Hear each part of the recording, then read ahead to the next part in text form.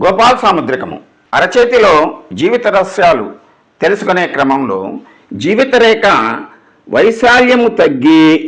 శుక్ర బుధ బంధుస్థానములు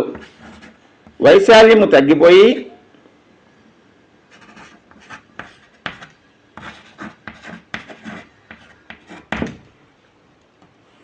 వీరి యొక్క జీవితములో సంసారము సాంగత్యము ఇటువంటి భావాలు తక్కువగా ఉండి ఒకవేళ ఇటువంటి వ్యక్తులకు వివాహము జరిగినా కొంత పటుత్వం కలిగి ఉన్న ఇటువంటి జాతకుల యొక్క శిరోరేఖ బుధరేఖలు కలిసే చోట